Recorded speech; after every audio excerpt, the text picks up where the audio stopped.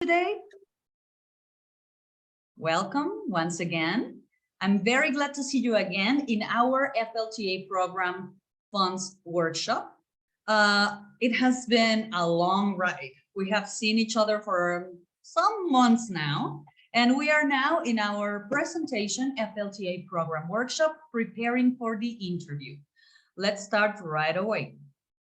So the selection program, the process for the FLTA program is very, very clear. Right now, you have already surpassed most of the steps. You are waiting for an answer for your application. The answer will either come as positive, you are accepted in the FLTA program, or you are not, right? If you're accepted, that doesn't mean that you're already an assistant. That means that you are in the following session, in the following step, or the second stage of this program. You're still in the selection phase, okay? You already turned your application on. Your application is being revised very carefully, I can assure you that. And right now, what you are going to do when you are accepted into the second phase of this program is that Fulbright ComExus is going to give you a date so that they will interview you. So you are now, I don't know, maybe from 200 or 300 participants.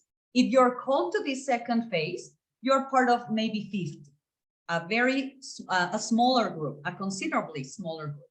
Okay, so what to expect in this content, in this interview that you are going to face right now in your second phase of the FLTA program?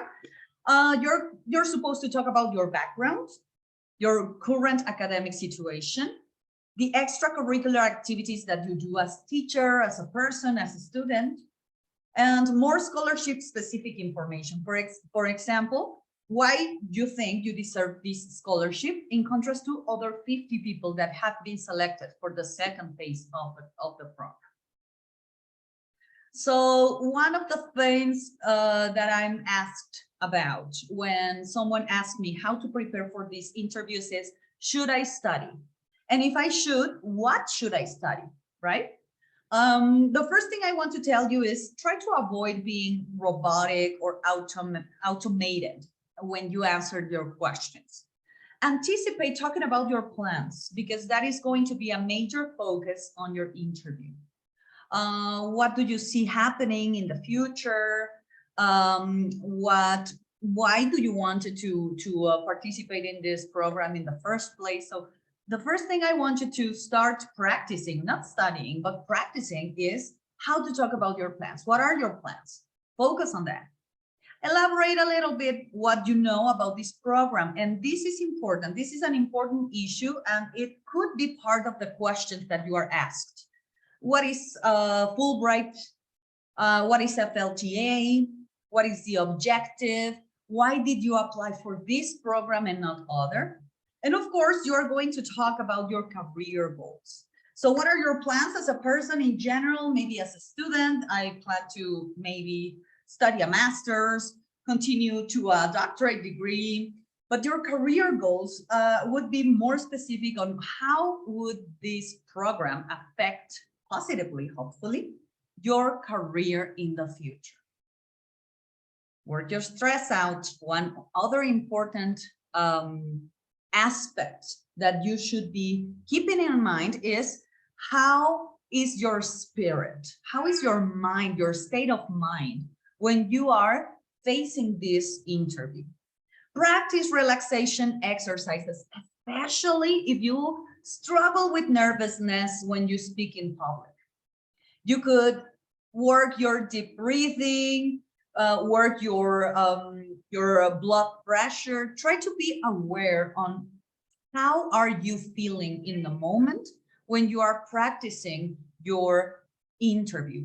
Don't worry, I'm going to give you some activities, some specific examples that you can take out And you can start practicing with those. But really, in this type of situations, when someone is asking to see you face to face, to ask you some questions, we can't really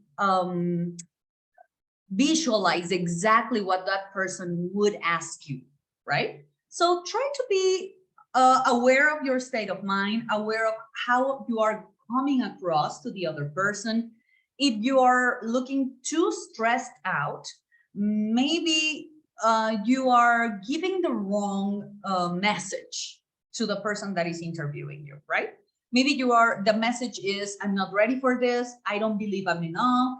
I'm not ready to face this experience. I don't know. So you don't want to give that message out, right? So work your stress out. You could have a stress ball on your hand. You can just focus on the rhythm of your breathing. You can practice some of these questions that you are going to encounter today here. All right? All right, let's move on. During the interview, what should you do during the interview? Well, you should be clear and concise. Smile and look at to their faces.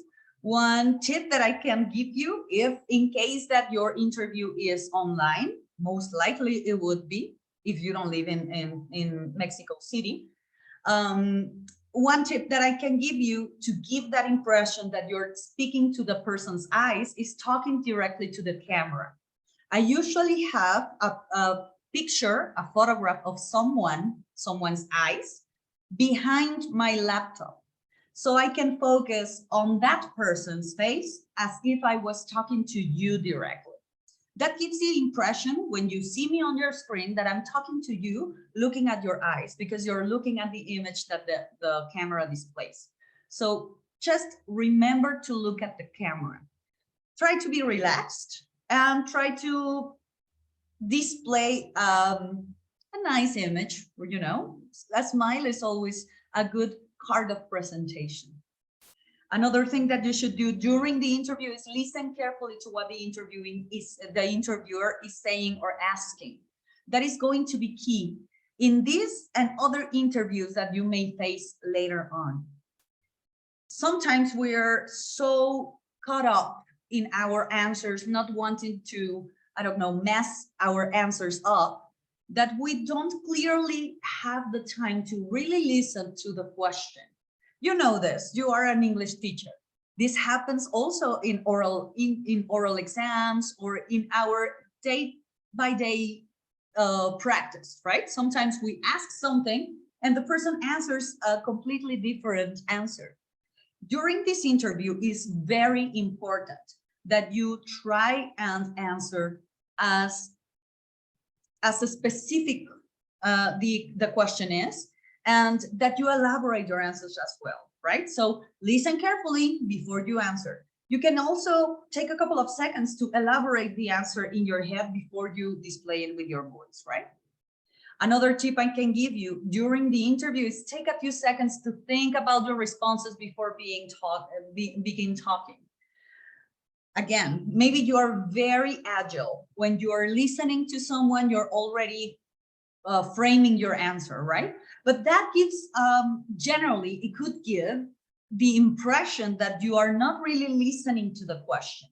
So take in the question, reflect the question, and then give your answer. There's no penalty for taking a few seconds to elaborate your question, your answer in your head, right?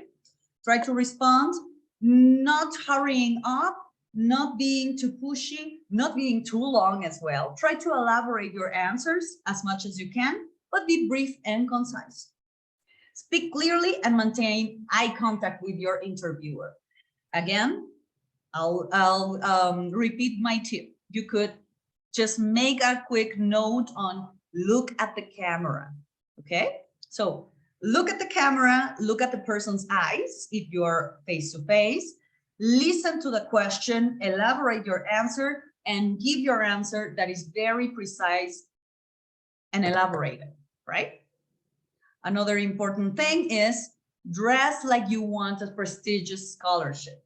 It may not seem important to you right now because we most likely you will have the interview virtually, but showing up to your interview and showing that you care about this interview, that this interview is a big deal for you, could give you a couple of points, extra points. Let's call them that, because it shows your willingness, the importance that this interview in specific has for you.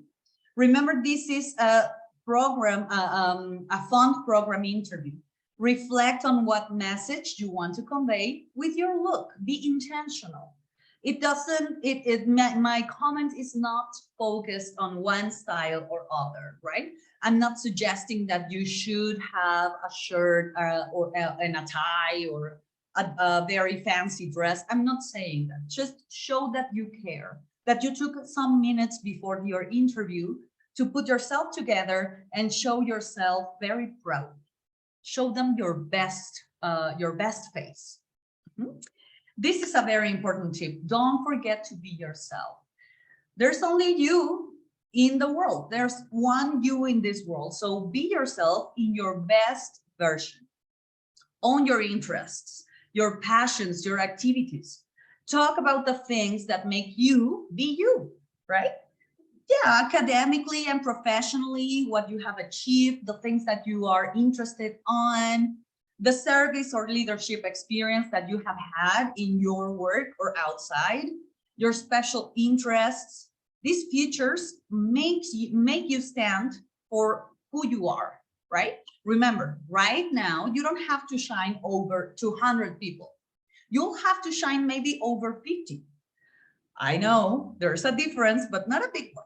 You need to be yourself and make sure that you have your branding across. Okay, now, how to prepare for an online interview before the day of your interview. We know that on the day of the interview, you will look at the camera, you will look fancy, you'll have a good face on the screen, you will look relaxed, you'll look like you really belong here, you know what you're doing, right? But before the day of your interview, it's very important that you get all the details. Don't leave it at the last moment. How long is the interview expected to be? If you don't know, you can ask. Which platform does your interview use? If this is a platform that you don't have installed or you're not very familiar with, I would advise that you have this information a couple of days before your interview and you get familiarized with that specific platform, right? If it is a video call, do I have enough technology? Where could I make the connection? Is my internet stable enough to hold video calls? If not, maybe I can go to my mother-in-law's house and take the interview there, right? Maybe. Another thing that I should do or you should do before the day of your interview is choose a good location for your interview. Be mindful about your frame, right? Whatever is happening around me, you're seeing right now, right? So I chose a place in my house that is well lighted, that is fresh, because right now it's very hot and I don't want you to see me sweating like a pig right now, right? I also gave food to my cat, so he is not bothering me right now, although I apologize in advance if he may do that because he's a very protagonist cat.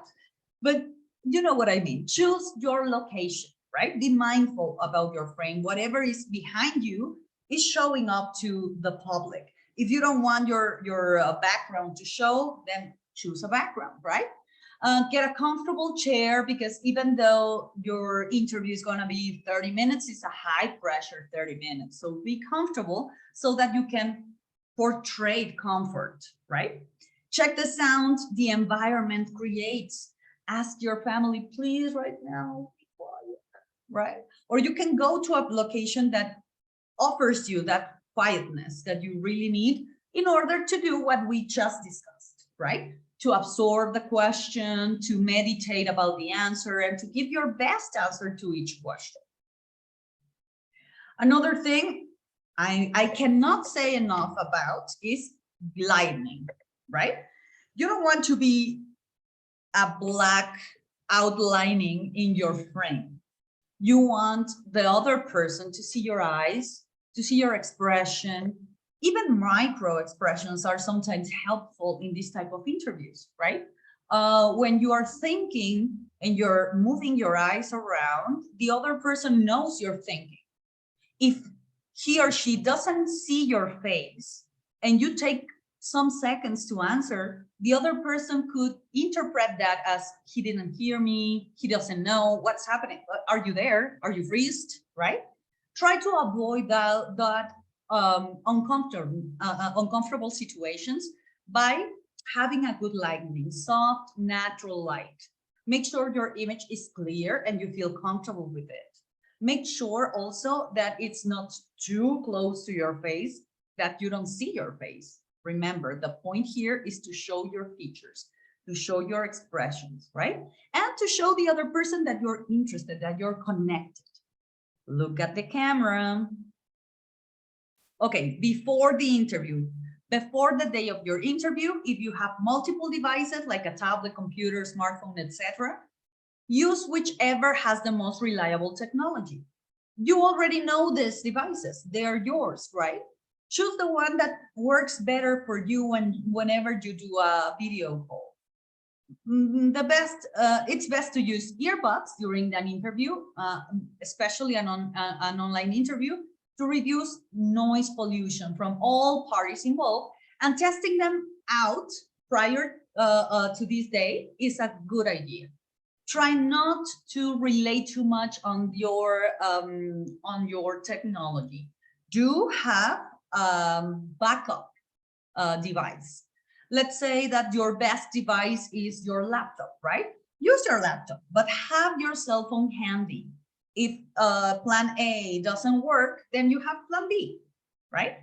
So the earbuds also, make sure that they work, that they have clear sound, that the reception of the microphone is good enough for you to be heard on the other side, right? The easiest way to test everything is to test everything once, is to run a trial interview with a friend. Ask your friend, ask your fellow teachers to have a video call and just make a mock interview, right? Be aware of the time zone. If they tell you 7 p.m., do ask, is this Mexico City's time? Make sure that if you're invited to these interviews, you have all the information necessary to prepare, okay?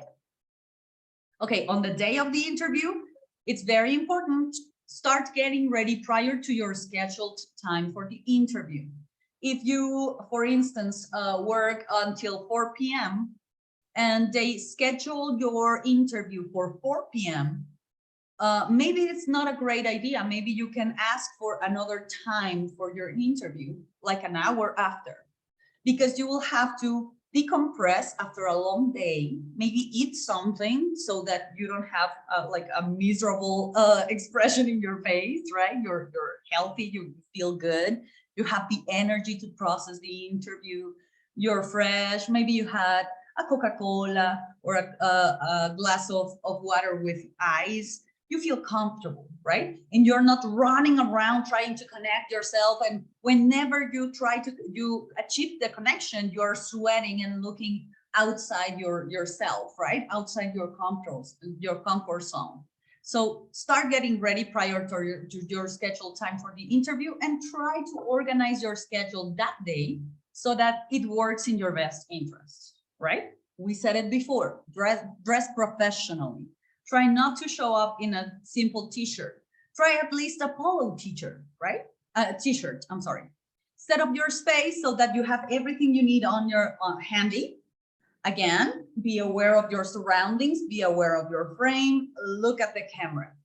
Eliminate distractions. I told you before about Gary. I gave him food so that he was going to be satisfied and not intervening with my work right now. Try to do that. If you have kids, try to have them doing an activity, or try having someone else to supervise them and entertain them for that minute, right? If you have students, try not to schedule any classes for that time. Try to have your mind and your arms free for that moment, okay? Test your technology again on the same day of the interview. You have had your mock exam or your mock interview with your friend the day before, everything worked okay. Okay, just do it again that day. Make sure that your internet is running, that your computer is running well, that your earbuds are working, that everything is connecting well on the day of your interview, an hour before, so that you are ready and you're set, right? Log on into the interview at least 10 minutes early. Today, let me tell you, and I want to congratulate some of our attendants today. You are very punctual. That is very well noticed in this type of interviews. So try to be on at least 10 minutes early. And again, maybe they won't get you access to the interview until the very time of your schedule. But that doesn't matter. Being there and being ready 10 minutes before will liberate you from a lot of pressure, right? Ay, sí llego, ahorita llego, que se prenda rápido. All of those aspects you should avoid. Try to avoid them. If you're 10 minutes early and you're already there and you're ready for your interview, that means that you have 10 minutes to decompress and just mentalize yourself, right? To go to a good mental place. That is the ideal in this type of interviews. And just be mindful of your body language. Try not to look like this. Try to look like this, right? You need to be very committed, very energetic to say, I am the person you are looking. Questions to practice. These are some questions that I gathered, but again, I don't know. I'm not the person that is going to interview you for the FLTA program. I tried, but I couldn't get the interview script. These are confidential documents. But what we can advise you is, in general, all these types of interviews may have these questions that you see on your screen. Tell us about yourself. What is your greatest strength or your greatest weakness? Why do you deserve this scholarship or going to this program? What are your career goals? Who has been a role model for you? What activities are you involved in currently? But these are just some of the questions, right? I said before as well, they could ask you directly, what is COMEXUS? What is the FLTA? Why do you want to participate in it? So be ready in general, get to know the scholarship, get to know the program, get to know the characteristics of COMEXUS that is backing this program up. Try to know in general, what are your goals, how to present yourself. For the first one, tell us about yourself. I would advise you to practice an elevator pitch. Do you know what a pitch is? When someone is trying to sell you something and has a very elaborated speech that is very specific, but at the same time, very synthetic, right? Telling you the good things about a product. Why should you have it? Why should you access this product or this service? Do the same, but for you. What is your elevator pitch? How would you introduce yourself? Tell us about yourself. What are the best features that you can offer to this program? Okay, now let's analyze some examples. By the way, after we analyze some of these examples that are specific for this program, we are going to welcome one of our program's grantees from some years before that is going to talk to us more specifically about her experience. Okay, so here are our examples. I don't know if someone from here, no, you can. Oh, sorry. Just a second, please. Okay, so the first one is this. Tell us about yourself. This first person, this was her answer. I am someone who is really passionate about teaching. I would love to become a language teaching coordinator at a large school. That's why I plan on majoring in child development. I've already earned my bachelor and I have 3 years of experience. When I'm not teaching, I really enjoy reading novels or volunteering at our local library summer literacy program for kids. Now, I'm not telling you that you should do this because you are not this person, obviously. But look, why this works. This response covers a lot of things in small amount of time. Again, your elevator pitch, right? It highlights that the students is thoughtful when it comes to their academics and future plans. And also they are willing to go the extra mile. Por ejemplo, mira, long-term goal, become a language teacher coordinator. That may not be your long-term goal. Maybe you want to become a philosophy teacher, right? Or maybe you want to own your own school, or maybe you want to make a doctorate degree. I don't know, whatever your long-term is, have it in your mind. The example also shows a short-term goal, majoring in child development. You can notice that the goal is not abstract. It's something that is very palpable, right? And again, this is not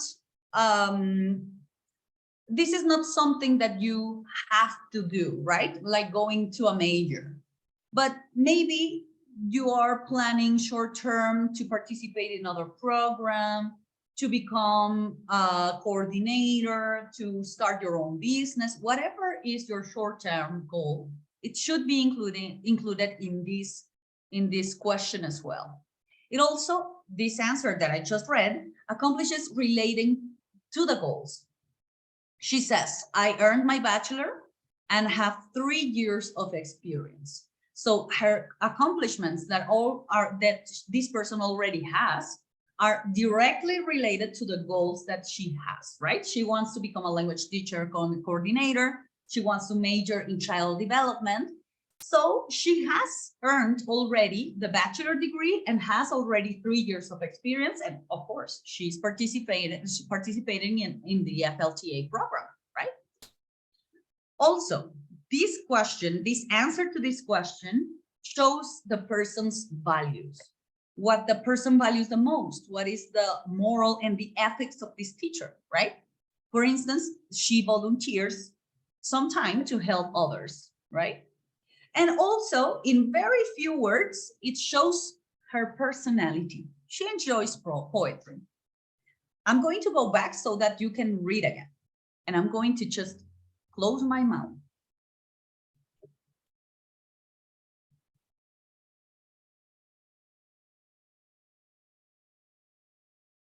You see? Okay, let's go to another example, okay? Here's another example. A very common question as the one before. Let me go back again. Tell us about yourself. Look, this answer is just tell us about yourself, right? The second question that is very, very common in this type of interviews is, what is your greatest strength or your greatest weakness? And sometimes this seems like an ill question, right? Like, should I be a show-off and tell this person what I think is my strength? Oh, I'm super pretty and I'm very talented, right? We don't want to come across as, I don't know, someone that speaks very highly of herself, right? But why not? If you have achievements and you have something that you bring to the table to this program, this is the moment, right? So let's see the example. The question is then, what is your greatest strength and weakness? And this is the answer. I would say my greatest strength is my tenacity. Look at the question and look at the wording. When I do something, I want to do it right. I am willing to put in the time and effort to see it through. Once I proposed the revision of all the grading materials for a school I worked. It was a very challenging task, because I did it by myself, and there were 6 different courses with at least 4 evaluation instruments. The teacher coordinator offered to continue using them for 1 more year, but I decided not to. So I stayed after school for an hour each day for a month to complete the analysis. I am happy to say the coordinator took my evaluation proposal as a best practice for my colleagues. Okay, now you can see here that we evaluated the goals, right? Because the question was related to goals. Tell us about yourself. What they want us to know about you is not what music you like or else, right? Yeah, you can add that in your personality element to your answer, but they want to know about your goals, your accomplishment, and your values as a professional. This question, though, is a little bit different. Let's see why this works. It has a specific example of that strength that the person is telling about. It has a positive attribute to highlight, the tenacity, and it's backed up by the story by how this tenacity or this work that is explaining the answer worked in favor of your community, right? Let's look at the specific example. Aquí está. When I do something once, I propose the revision of all my grading materials for the school I worked. And as you can see, this is not a great achievement. This is just an example of me showing up in my tenacity and pushing the envelope, right? So as you can see, the example can be very simple of something that you do every day, but that shows your values and your strengths, right? It has a positive attribute to highlight. That is the tenacity, right? And also, I would say hard work. And it's backed up the claim with a story about how the tenacity benefited them, right? So I'm happy to say the coordinator took my evaluation proposal as a best practice for my colleagues. So now what I did with my group, with my evaluating materials is done in maybe my grade. Everyone that has, I don't know, advanced English should do an evaluation of their evaluative tools, right? That is a good positive element in your academic, right? So that is why this example works. Another example is, why do you deserve this scholarship? And that could be tricky, right? Let's see the answer and analyze what the answer was from this person. So the question is, why do you deserve this scholarship? And the answer was, ever since I was diagnosed with ADHD, I wanted to become a teacher. Teaching school is challenging, even more for a person with this condition, ADHD. And this experience will help me accomplish my goal of becoming a better, more inclusive teacher and impact kids who are now neurodiverse like myself. Okay, what do you think? Does this work? Yes, it works. Let me tell you why.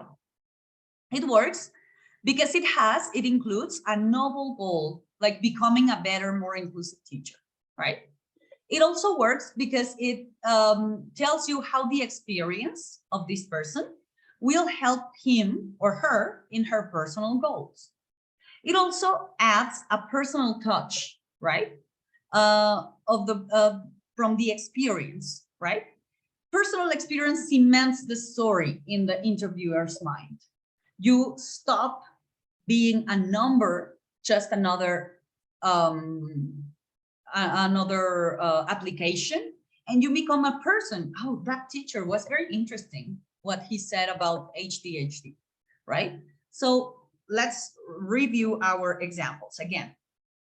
In the first question, tell us about yourself. You should include goals, right? Long-term goals, short-term goals, accomplishments related to the goals that you already have, your personal and professional values, and a little bit of your personality, right? In questions such, what is your greatest strength or your greatest weakness, you should be have a very specific example, be clear on what is the positive attribute that you want to highlight, and back your claim. Why is this attribute of beneficial to your community or your work, right? And why do you deserve this scholarship? Should have a noble goal, should emphasize your experience and how this experience will help you. This experience, the FLTA program, would help you to become that person that you want to be, to achieve your goals, right? And it should have also a personal touch. Okay, so far so good, right? Another question that you could be asked is, what are your career goals? Okay, so this is a good moment that if you don't have them very clear right now in your head, you should start at least pretending they are, right? Try to imagine where you would be in 2 or 5 or 10 years, right? Let's see what the person answered. The question is, what are your career goals? And the answer was, my ultimate goal is to own my own English academy. Oh, my mom was the first teacher in my family, and I always loved visiting her at her job when I was a kid. Through that, I learned the importance that teaching has for a community. That is the main reason I also want to study a master's degree on education. I want to participate on this teaching assistance experience because that will provide a new appreciation of the work I do. I want to become a more accomplished teacher to offer a real alternative for learning English for my community, a very small town with very limited options. What do you think? Is this a good or a bad answer? Does this work? It works. Let me tell you why. It contains a long term. It is detailed. It details how short-term goals are necessary to accomplish them, to accomplish the long-term goals. It is appreciating community, right? It is considering community's needs, and it's backed up. It backed that claim up with plans to impact his or her community. And as you can see, it doesn't have to be. You don't need to be Mother Teresa here, right? This person has their own purpose. She wants, or he wants, to have her own English academy. That is a good business. He or she is looking at his community, a very small town, and he is looking at a good business opportunity, of course, but also this business has an impact on that small community, right? Look, it says he wants to offer a real alternative for learning English for her or his community. So it's not only about business and money or personal growth. Yeah, it is about that, but it also covers how this makes sense to your community, right? Remember, this is a program that offers you money for an experience. And the objective of this, in conjunction of many other objectives, is for you to become a better teacher, a more complete, a whole teacher that has a perspective, a different perspective from maybe other teachers in your community, right? So yeah, it works. Let's review again. We have covered some questions now. Tell us about yourself. We analyze that whenever they are asking about, tell us about their ourselves, they, of course, they want our name and whatever, our age maybe, even though they have that information in their hands, right? What they want to hear is goals, long-term, short-term, accomplishments that we have already had that are related to that long-term and short-term goals, our personal and professional values, and our personality. For the questions like, what is your greatest or strength or weakness? We know that we need to be very specific in our examples. We need to have a positive attribute that we are highlighting there. We back up our claim with a story of how this that we consider good about ourselves can be or has been applied to our community, right? Why do you deserve this scholarship? You need to talk about your goals, yes, but include a noble goal, a goal that is a little bit beyond you, right? It is good that you want to go there and want to get to know the United States. But why do you deserve this scholarship is really asking you why you and not the other 50 people that is in this phase, right?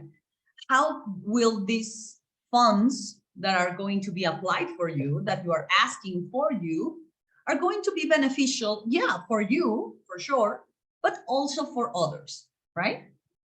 Okay, what are your career goals? And when they are asking us about our career goals, we need to emphasize long-term goals, detail what short-term goals we need to achieve in order to get there, right? In fewer words, we need to have a further goal and a path to achieve it, right? In our answer, we should appreciate community and say how this goal, long and short, will impact our community. And we need to back our claim with plans to impact our community. Okay, so those were my examples. Let's move on. Important information to remember. Applicants must demonstrate maturity, dependability, integrity, flexibility, and professionalism. So maybe you're a teacher that is very charming and that usually charm your way up, right? This is not going to be the case here. You need to demonstrate maturity, dependability, integrity, flexibility, and professionalism, because that is what is needed in order to impact a community. You know, if you have been teaching for a couple of years, you know that there are teachers that lack these characteristics, and you can tell.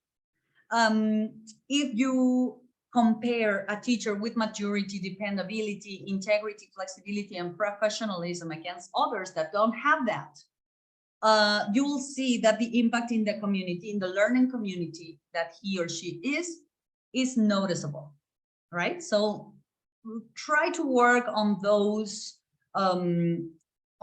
elements in your answers, right? Whenever you are organizing your thoughts to give your answer, try to filter them through these aspects: maturity, dependability, integrity, flexibility, and professionalism. Another important information I want you to remember today is that FLTA applicants should be energetic, early career educators, capable of succeeding in the dual role of teaching assistant and also a student. And here I'm going to take the chance to remind you that in this program, you will be paid to participate as a teacher assistant. So that is why the program is called FLTA, right? But you will also have the chance to take up to 2 courses on university level. So you're going to be evaluated on both sides, right? You are going to be evaluated on how you assist the teaching, but also how much you study as a student. Be aware of that and make sure that you have that in your mind whenever you're continuing the application and also answering your questions, right? You should be energetic and an early career educator. That's why this program focuses on people that has 2 to 7 years of experience, right? Another important information to remember is that you must be open to living in the United States, in their United States student peers in graduate and undergraduate level campus housing, and also engaging with faculty and staff with maturity and professionalism. There's no need to say that there is a culture, a partying culture in college and university campus, right? But you are not there to participate on that. Of course, you're an adult and you can participate on many other aspects, but you should be open to living with a lot of responsibilities, because again, you are going to participate as a teacher assistant and also as a university level student. You for sure will have time to relax, let loose, and have fun, get to know the places, get to know around. But your main focus, if you want to continue to participate in this program's application, is for you to know that you go there in representation of every teacher in Mexico. And your maturity and professionalism is needed and required. And it really shows up in a person when you interview them. So make sure you have that on mind, okay? Okay, so we are now welcoming Elizabeth Chávez. She is a former grantee of the FLTA program, and she is going to share with us her personal experience. She was granted this opportunity some years ago, and she's here very very nicely for her to share her experience. So let's welcome her. Hi, Ellie. Are you there? Hi, and hi everyone. Thanks for being here again. So I don't know, but this thing about the interview, I think that gives you, as she said, one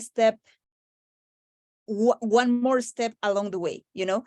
For me, the purpose of the interview is to know the candidate at a more personal level, because at this point they already know you, like in paper. Let's say it's like when you apply for the visa, you send your application, and when you go to the real interview, they really want to, like to check the real person, who you are. And it's the same here. Of course, you're going to be nervous. Of course, you're going to have some anxiety because you don't know. Well, now you know some information about what you can expect. But for example, in my case, and I don't know if that's still going on, there's a whole committee there. It's not just one person. There's a whole committee, about 6 members there, who are shooting some questions. Some of them have already been mentioned, so be prepared for that. And would you please continue with the following slide, please? Thank you. Some of the questions that I do remember that they were made to me are these ones. Some of them, of course, are related to your resume, the one that you have already sent in your application, and other documents that you have submitted. For example, if you added some extracurricular activities, which are very important, and I hope that you fill out that part, because they don't really want a bookworm. They want people who can integrate to the community, because in United States, I don't know if in your schools do this, but in the United States, they have lots of activities for students, and they expect you to be part of that. So if you are used to have this kind of extracurricular activities, if you swim, if you dance, if you do something else besides working, then you have more chances. Okay, and they are going to ask you how long you have been doing that activity. I don't know, like, why do you choose that activity? If you dance, for example, I don't know, belly dance, which is what I used to do. How long I have been doing that, and why did I choose that activity? And if I had some other activities, they ask you for the person you are. Okay, so that's what they really want to know. And obviously they ask about your resume, and they want to know like the participation that you have had, if you have organized like events or something, like important events, like a spelling bee competition or something. That's information that I hope you already included in your resume. They are going to only confirm that information.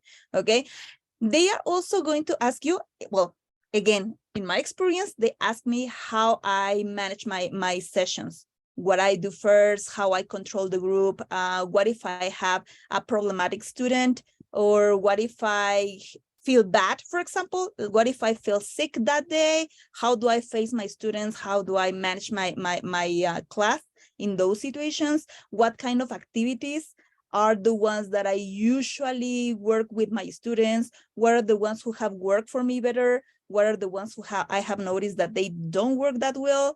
And they also, of course, they also ask you why you are a teacher, why do you do this activity. Okay, they are going to ask you about that as well. And they are also going to let you know about some situations, about what would you do if this happens. Okay, what would you do if I don't know, student is crying in the middle of your class? What would you do if there are some students who are really behind? And I think there's sure. Okay, I have one question there, but yes, Jorge, yes, you can do that. I will let you know my information later. Okay, so don't worry. Okay, and so those are the kind of situations. For example, since you are expected to live with some of the people, most of the times they are students, and depending on the school you are going to be allocated, you might be living with some other FLTAs from other parts of the world. So you can be living with students from the United States, or you can be living with an FLTA from, I don't know, Italy, or from Egypt, or from Argentina. Okay, so they are going to set some situations, and they really want to know how you will react to those situations. Like, for example, what if there's a student who is drunk in your house or in your dorm? What would you do in that situation? Okay, so that's why the information that Adriana mentioned a couple of minutes ago, it's really, really, really important, because you have to show that you're professional and you have this maturity. Okay, why? Because you cannot say like, okay, if that student is drunk, I will help them. That's not an answer. You have to call an RA, okay? An RA is a resident assistant, okay? Because since you're going to have two roles there, you are part of teacher and you're part of students, but in those situations, you are the responsible one, okay? You cannot say like, oh, sorry, I'm just a student and I don't know what to do here. No, you cannot give that answer, okay? You have to be like the mature person there. You have to be the adult there, okay? So of course, you might not know the term RA, but you call an ambulance, or you call the responsible of the school, you call the administrator of the school, something like that. That's the answer that they want to know.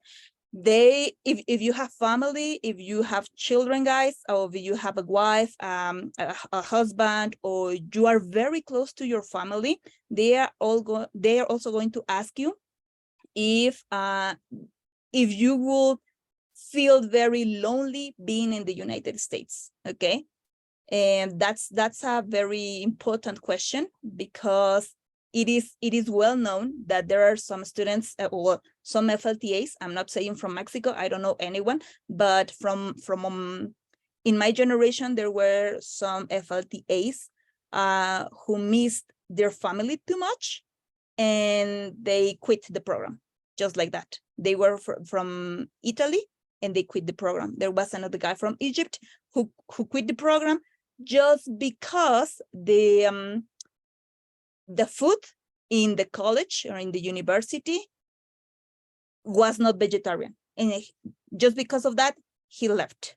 Okay, so they are going to give you like questions like that, like what would you do if you don't find the food you like in the college dinner? Okay, so then I will buy my own food and I will prepare at home.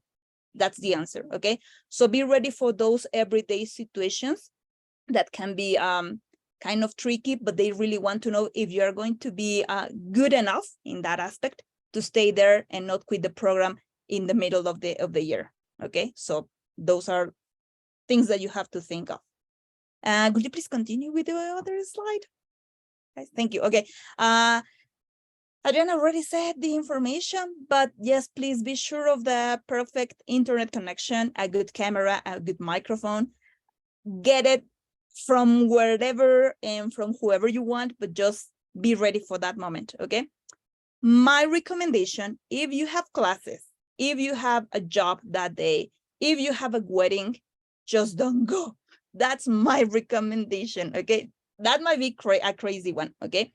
In my case, I asked for a permission and I told my boss that I will be there, but I had this interview and I wanted to be free for 3 hours, one before and one after, just to, you know, like really concentrate on the interview and not be rushing like, oh, I have some students 10 minutes ago and I have some evaluations after this. No, forget about that. And if you don't get that permission, if you don't get that free time, this is a very bad a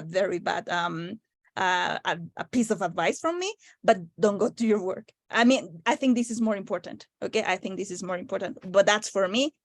It's up to you what you want to do. But again, personal piece of advice. Okay, again, be yourself. In my case, as you can see, I'm very talkative, so that helped me a little bit in the interview because I'm not afraid of talking. I'm not afraid of saying what I think and show who I am. So try to do the same. And of course, don't say that the embarrassing moments in your life, like, oh, I don't know, like I had an accident in a car because I was driving drunk. Don't say that. I have never done that. But in case you have, don't ever say that, okay? You're not going to be asked for that information. Don't lie. Don't exaggerate things. Don't try to boast yourselves as if you were the perfect teacher, because that's not going to happen.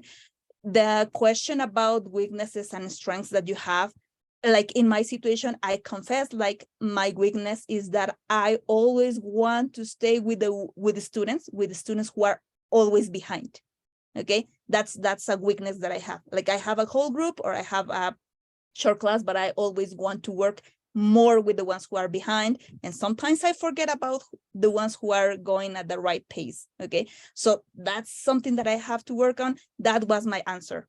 That was my answer when I was asked about that. I didn't lie. I didn't say like, oh, I have never had problems, I'm the perfect teacher. Don't do that, because that's not possible. Okay, you know, and I know that that's not possible. You're a human being, but they really want to know if you are gonna, you know, like bear the burdens of living there, bear the burdens of being together with people you don't know, and it's gonna be for a whole year. Okay, the next slide, please. Okay, in case you're nervous, in my case, I consider myself as a patience person. Wait, go back. Thank you. But in things that are related to English, even now, I'm always nervous, okay, all the time. You will say like, yeah, but you are an English teacher. Yeah, you know, but just because of that, I think that I do not have the right to fail. So when I present a certification, when I take an exam or similar things, I always get very, very nervous. And they say like, yeah, but you know the answers, you know the exam, you know, yeah, but I always get nervous. And for this thing, which is an interview which is gonna change like a year of my life and maybe even more, of course you're gonna be nervous. If you're not, I'm gonna be a fan of yours, guys. But if you are, this is what it worked for me. Don't eat, but because you are very nervous, sometimes people feel like some nauseous or something. So don't eat, but I ate a chocolate. Chocolate gives you energy, okay? And chocolate, I don't know, there's like a kind of chemical in there that helps you feel like more, well, braver, okay? So I think that's a good junk food that you can eat that day. And in my case, I don't drink water, I don't drink coffee, because I will feel like going to the restroom, and you don't want to do that in the middle of your interview, which is very short. It's not more than 30 minutes. So everything is going to be decided in 30 minutes. And sleep well the night before. Try to sleep well. If you can wake up late the day of your interview, I think that will be perfect. Okay, so those are like some of the things that I did during my interview. And I hope that the format is still the same. It's been 3 years from now when I took this interview, and it was nice. And smile. If you are that type of person who always smile, do the same. You have to be natural, okay? You have to be yourself. Don't be serious just because you think that they are not going to choose you because you are always laughing. You don't need to laugh a lot, but smile, okay? Smile, and that's it. That's what I can tell you. And then I can show you, if you will please display the following slides. Thank you. Some of the slides that I had, this one that you have here, it's from the day that we were called to go to Mexico City. And that's the place where I met the other 3 girls. There's a guy missing who couldn't make it to that reunion, but the 4 of us were granted with this scholarship. One of them is from Sonora, the other one is from Tlaxcala, and the other girl is from Puebla. And I don't know if they continue doing this, but they have a lunch, and they have in one special table one person representing one of the each of the programs that they offer: a master's program, a doctorate program, a exchange program, and so on, and FLTAs. And well, I must say, I'm gonna boast this, but I must say that I was the one who was chosen from the FLTAs, because in that table there they seated the Minister of Education and some ambassadors in that table, and I was the one choosing to represent the FLTA. So that was very cool that day. Okay, and there I have some pictures. Adriana said that this is about money and experience. I think for me that this is more about experience, and the money, don't bring anything to Mexico, spend it there. Okay, leave the money. Okay, visit every place that you can. The money is that you're gonna be granted is enough to live. Okay, it's enough to buy your stuff. My case, I don't buy clothing, I don't buy shoes, I don't buy anything. Well, I didn't buy any of those things, but in general, I don't do it. I prefer leaving that money, if you know what I mean. Okay, going to all the places where you can. So that's what I will advise you to do as well. Okay. And I don't know if there are more pictures. Yes, here I'm going to, well, I'm showing you some posters that the school created to promote my class. And I have like several students, and yeah, in each semester. Also, when Adriana mentioned about the classes, in my case, we were given the opportunity of choosing if we wanted to be like real students. And when I say real students, is that you were going to be graded in the same way the normal students are graded. Okay, or the other option was to just take the class and stay there and listen to it. And if you want to participate, then you could participate. But if you didn't want to participate, then you could stay there. My experience, I chose the first, to be graded and to be considered 100% as a student. Okay, so I have to read, like there were some weeks in which I have to read 3 or 4 books for just one class.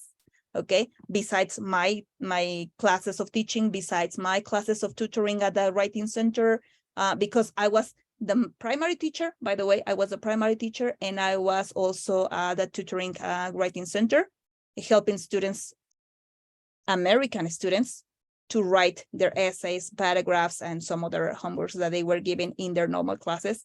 Okay, so I still chose to be graded as a normal student. I took the exams. I did all the papers that we were asked, and that I think that gave me some extra points in that school. So that's what I can tell you. There are some activities that you do. Those guys, they were not living because I was in a house. As you can see, I was in a house. Those guys were not living in the house, but we started getting very well, and I was included in a club, in an extracurricular club, and that's an activity that we were making to collect money. We were creating some pops, some lollipops with chocolate and some other stuff that they knew how to prepare.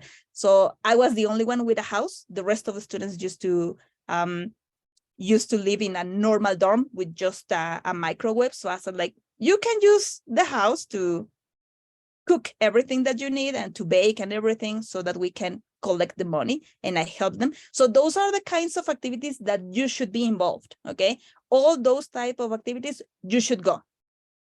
Bad activities, and you know what I mean with bad activities, never. Okay, because you can get involved in some things that you really don't want to get involved. And when I mean that, it's when I say that, I mean alcohol, drugs, etc. Okay, so you don't want to be involved in those things. You are going to be responsible for that, and that's gonna cause you some problems if they know that you are there and you didn't say anything, or if there's an accident and you didn't say anything.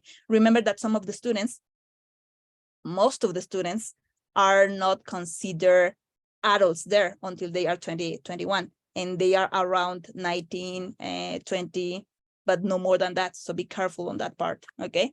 And I don't know if there's another, oh yeah, that's a video. That's a video, so they were having a lot of fun there that day.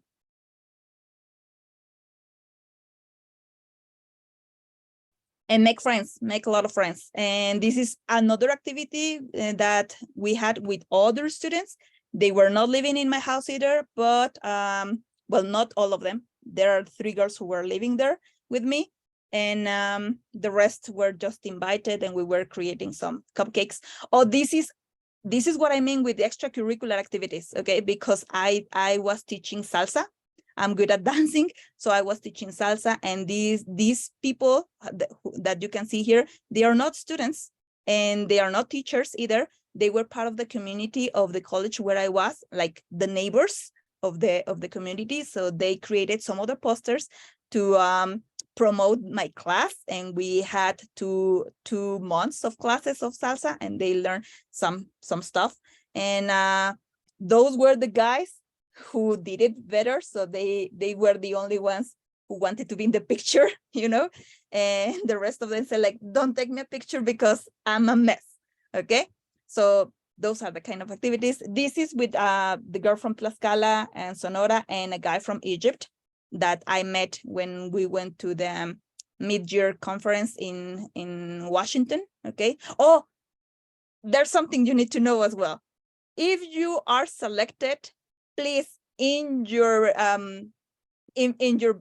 suitcase pack some things from Mexico. Okay, some things from Mexico that you're going to need. Okay, in Washington they are very expensive. We bought a piñata in about in Mexican pesos, it was about 800 pesos, and it was a very small piñata.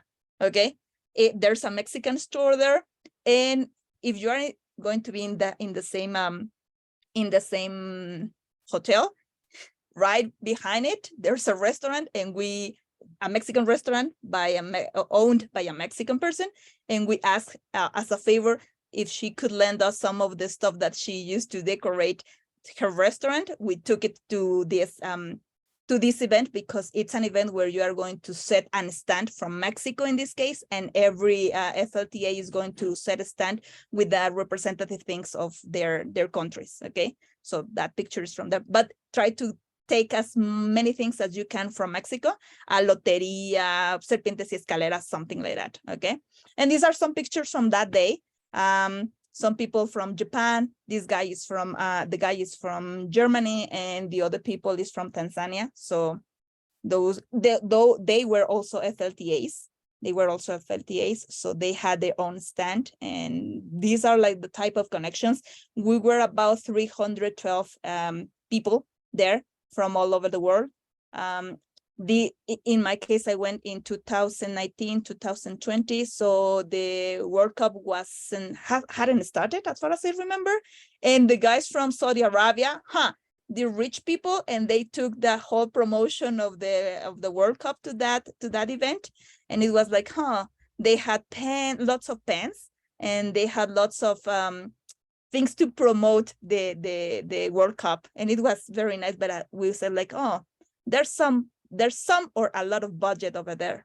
Okay, and we were also given this one there, so I hope that you can get yours as well, and you can get your blue t-shirt, so that you can say like, I am an FLTA from Fulbright. Okay, so, and I'm gonna be very proud of you guys if you do it. Send me a message if you do. Yes, we are all going to be. Thank you very much, Ellie, for all of your information. I think that having you has been really very, very enriching for this workshop. You're really an FLTA superstar, and we hope that we have in our attendance today the next superstar. I think we can just summarize what you said and focus on the positive, being factful in the community that you arrived in, be open-minded, focus on the experience, and let yourself lead in, right? Show your values, what you want to achieve, be honest. I think we are really getting to the final part. Aquí está. Ellie is sharing with us her email. Thank you very much, Ellie. I don't know if there are any questions. No questions, Maggie? No questions. Yes, I don't know if you can hear me now. Yes? Yes, we can hear you. Perfect. Okay. How can I prepare for my interview? Are there any tips? Like mock interviews? Okay, you should go to our YouTube channel and watch again our presentation because you'll find a lot of tips, right? We even gave some examples. So just make sure that you watch this session again. We are going to upload it to our YouTube channel, right? In general, just be yourself, be honest, don't lie, be punctual, be ready, make plans for that day so that you don't have any chaos around you. Be chill at the moment that you connect. Try to prepare in advance what you are going to answer before answering. Listen to your question, right? We have other tips. A ver, Luis, go ahead, please. Yes. Sorry, because I was late for this meeting. I forgot the meeting. So, don't worry, Luis. yes, I want to know what's how can I apply for this, or I don't know because I'm lost, you know. Oh, okay, Luis, thank you for attending today. Unfortunately, the application for this year has already finished. And you wonder why are we having this session even though the application is finished for this year? It's because we are focusing on the second step. All the people that has already applied, I think the application date expired just recently. All the people that already applied are going to be selected into a smaller group, and that smaller group is going to be interviewed. So if you didn't have the chance to apply this year, please write to me. I'm going to give you my email here. And Okay. you can write to me and I can give you the link for the application. You can prepare a very strong application for the next year. Okay? Okay. Thank you very much for the Right. Thank you for information. coming. Thank you. Anyone else? Okay, so with that, I think we can say goodbye. I'm going to share with you my email here. Ellie has already shared hers. Maria Guadalupe asks, if we are not from Mexico City, but we have availability to attend the interview face-to-face, is it possible to do it? I mean, is it possible to go to Mexico City? That is something that you would need to determine with your interviewer. Once you are contacted, you can ask this question directly to the person, to the contact that is inviting you to this phase, okay? Thank you, Luis. You already have my email. You can email me and I can give you my the link for the application, okay? Juan Jose? Okay. Thank you very much. You're welcome. Yeah, I'm not sure if you already mentioned, but I'd like to know how long does it take for Comexus to select the smaller group that you mentioned? Well, it's going to take a couple of weeks more, I think. You should be receiving an answer briefly. We don't have like the exact time frame in which this will happen, but I'm sure you will have an answer regardless. You will have a positive or a negative answer. And if you don't, again, in a couple of weeks, you can write to me and I can find out whether or not the answers are already in the public. All right. Thank you so much. Excellent. Well, thank you all, everyone, for being here. Oh, Anna says, are there any previous recorded sessions recorded somewhere? I missed a couple ones. Yes. You can go to our YouTube channel and you can just write FLTA and they will pop up right up, okay? Our YouTube channel, you just go to YouTube and you write Education USA and you will find it there, all right? All right. And you have, of course, all our social media in here. You can write us. You can contact your Education USA advisor that is closer to you, or you can write me. I will gladly attend, all right? Is it necessary to have an undergraduate in English teaching to apply to this scholarship? It is necessary, yes. And it's also necessary to have 2 to 7 years of experience. Okay, thank you very much. I will see you around. Thank you so much, everyone. Have the best of lucks. Hope to see you soon. Goodbye.